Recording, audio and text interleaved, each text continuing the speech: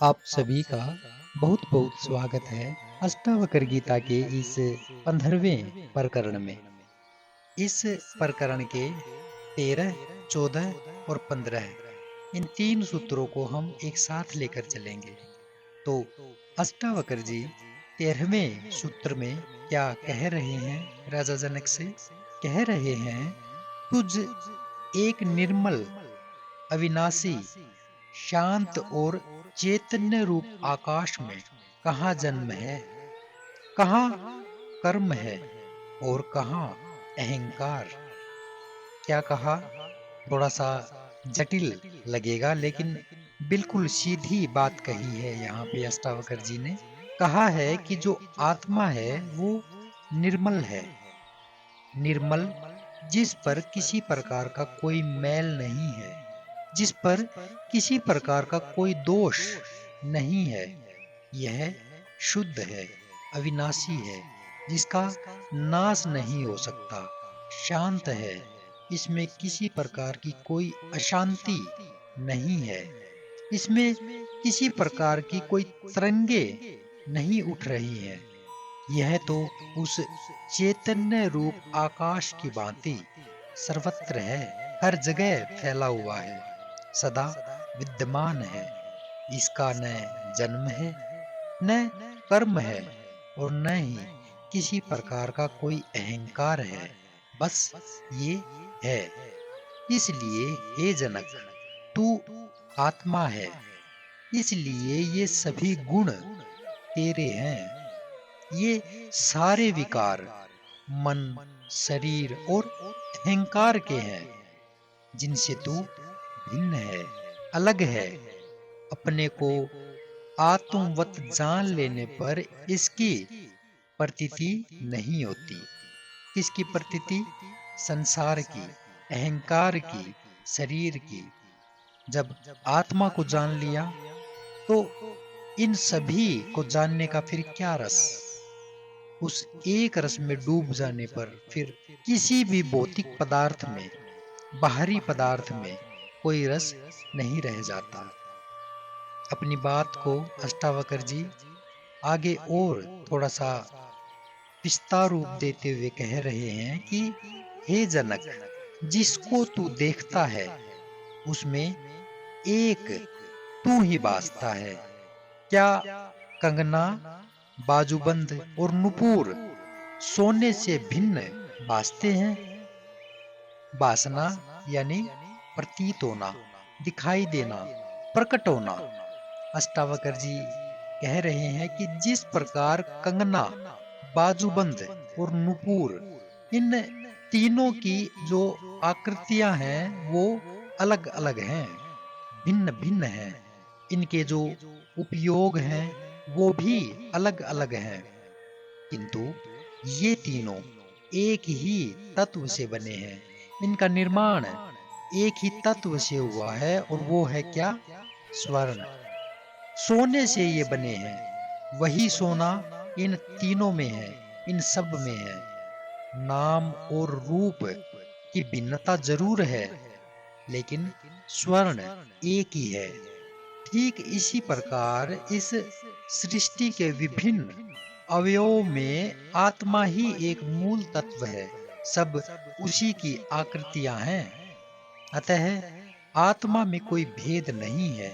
तू चूंकि आत्मा ही है, अतः सृष्टि के समस्त पदार्थों में एक ही तू ही भासता है, यानी प्रकट होता है, प्रतीत होता है।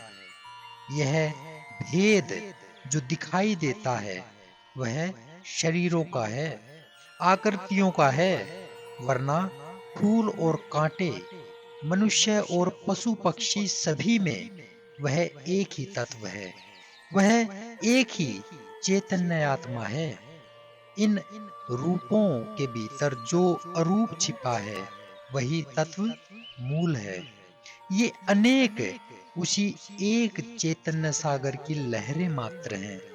भीतर जो छिपा सागर है वही इन सब का आधार है।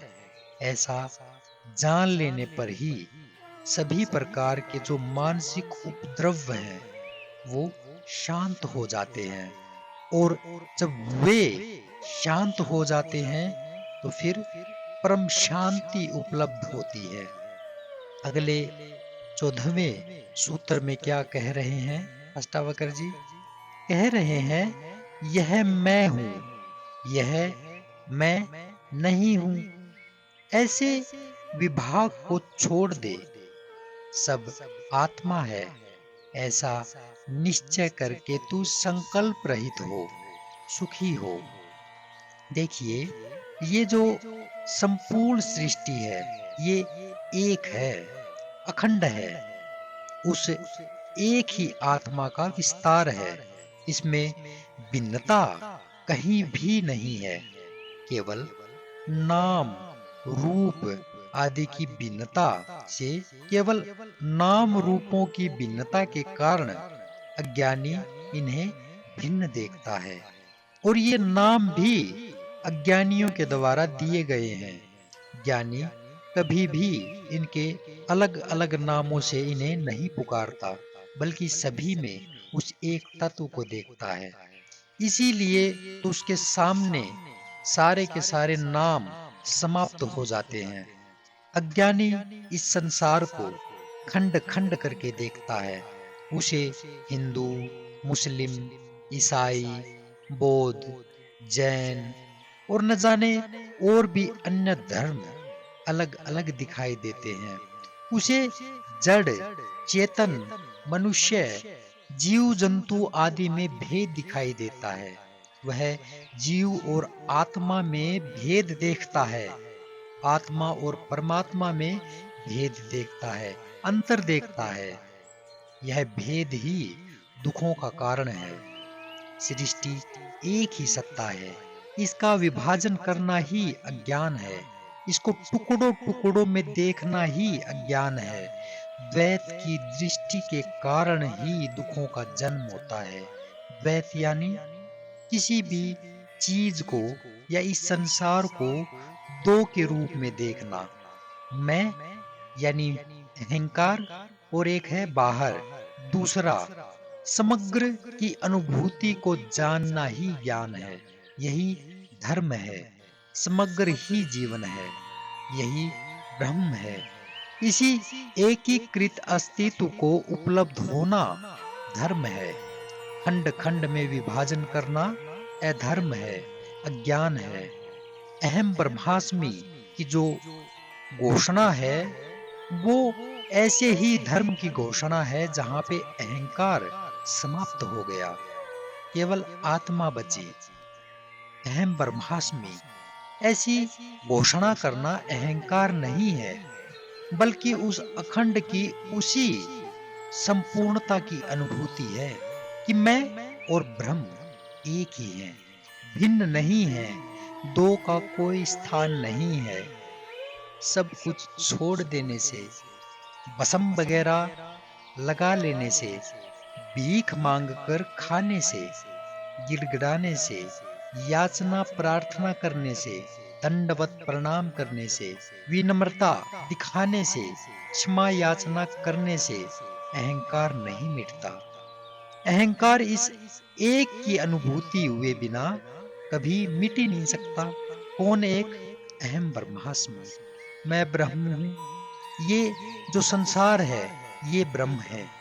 ऐसा जब तक उसे दिखाई नहीं देता, प्रतीत नहीं होता, तब तक अज्ञान बना ही रहता है।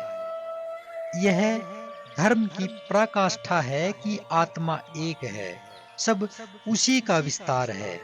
वही सर्वत्र हर जगह व्यापक है। भिन्नता की प्रतीति ही अज्ञान है।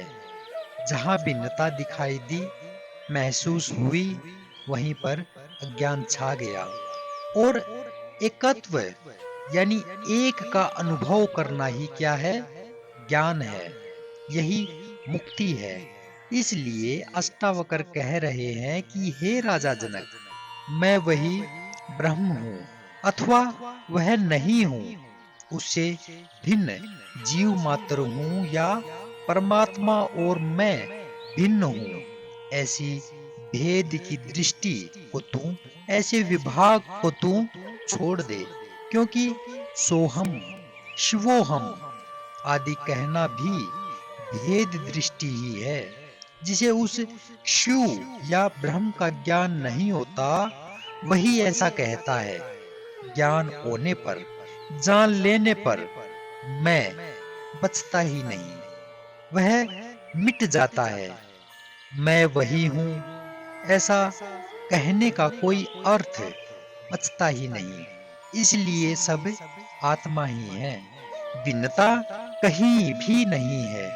ऐसा निश्चय करके तू संकल्प रहित हो, सुखी हो। एक ही अनुभूति से सभी संकल्प गिर जाते हैं और मनुष्य सुखी और शांत हो जाता है। हम कल फिर मिलेंगे अगले सूत्र में। तब तक के लिए नमस्कार।